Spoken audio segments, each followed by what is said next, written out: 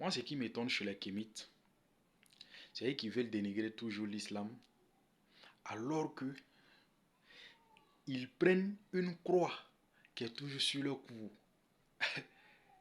Une croix qui est toujours sur leur cou. Les gens qu'ils dénigrent là, toujours, les Arabes qu'ils dénigrent là, ce sont les mécréants de ces gens-là qui leur ont donné ce croix, qu'ils ne connaissent même pas l'histoire de cela. Ils dénigrent toujours Muhammad alors que Muhammad est descendant qu'on appelle d'une Égyptienne. Hmm? Sa grand-mère est une Égyptienne. Et de ce quoi, si tu prends de la lignée d'Ibrahim ou d'Ismaël, c'est égyptienne, égyptienne, égyptienne, égyptienne. Mais celui-là, il connaît mieux quelque chose, on fait un dessin. On dit c'est le sexe féminin. Vous n'avez pas honte de mettre ça sur votre cou. Ou de mettre ça sur votre truc là-bas. Les soi-disant kémites. Les gens qui ne connaissent rien dans l'histoire, qui ne font que prendre ce qui les arrange, refuser des bandes de paresseux. Ce sont des grands paresseux. Et quand tu vas dans leur live ou bien dans leur croix et autres, tu leur poses des questions. Soit ils te bloquent, soit ils te font chasser. Hein? Allah nous donne la bonne compréhension. L'islam, c'est la religion de droit. Tu n'es pas musulman, le jour où tu meurs, tu vas en enfer. Que tu crois à l'enfer ou que tu ne le crois pas.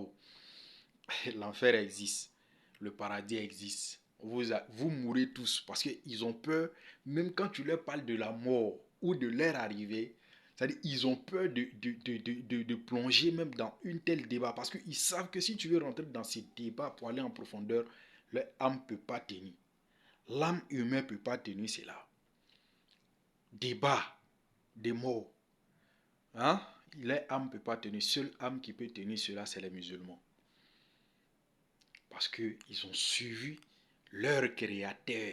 Et vous, les mécréants, votre créateur, le créateur des cieux et de la terre. Donc, tous ceux qui se font appeler kémites, qui croient de vie. Donc, sans quelque chose, vous n'avez pas de vie. Bon, nous qui n'avons pas ce croix, qui ne croyons pas ce croix de vie, là, c'est quelque chose ils ont dessiné comme cela. Ils ont dessiné. On dit, ça signifie ça. Mais est-ce que c'est ça même qu'elle a? L'islam ne te dit pas de croire à quelque chose qui est ça. Non, non, non. C'est comme telle bague, c'est un maquillage. Est-ce qu'elle a une signification? Pour moi, un musulman, ça n'a pas de signification, sauf si je lui donne une autre sens de signification. Mais il faut que ça soit une bonne logique et une bonne leçon et une bonne éducation pour moi-même. En dehors de ça, c'est dangereux pour moi-même. Est-ce que tu vois? Il y a un même qui dit que nos grands-parents s'envolaient pour aller en Europe. Mais les blancs ont pris le miroir, ils sont venus blaguer tes grands-parents. Dans le kémétia là, lui a apporté quoi? Si les fétiches là lui ont apporté quoi? Les fétiches n'ont pas été capables de lui dire que ce qu'il est en train de dire, il a été black. C'est ce qui est intéressant dans cette histoire. On s'en dessiné, hein? Excusez-moi les femmes, l'intimidé de femmes. Et puis on prend quelque chose, on rentre, et puis on dit que c'est l'intimidé de l'homme pour dire que les deux donnent une signe de vie et l'autre parle de la planète. Ça dit, c'est une imagination perverse, cette croix de vie là.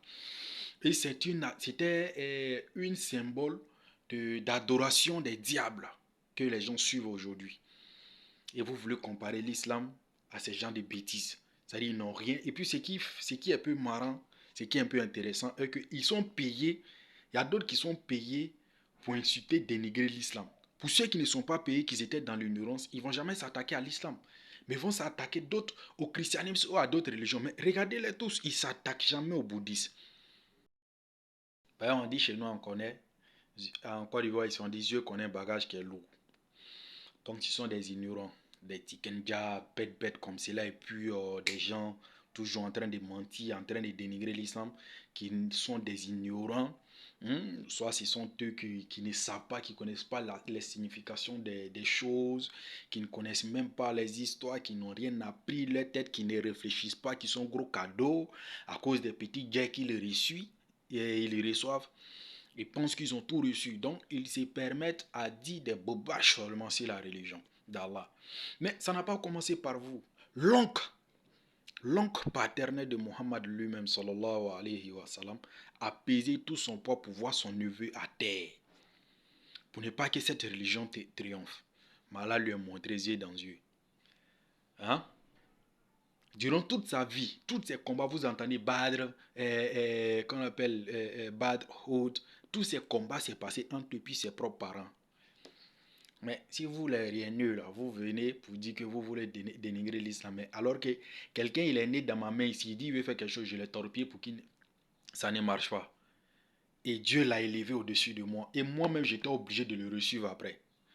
Vous allez dire quoi? Apprenez l'islam. Si vous voulez le manuel d'utilisation de l'être humain, c'est le Coran. Le Coran. Le Coran. Le boussole des humains, c'est Muhammad sallallahu alayhi wa sallam. Tu ne le suis pas, tu meurs, tu serais brûlé. Que tu crois ou pas, c'est ça.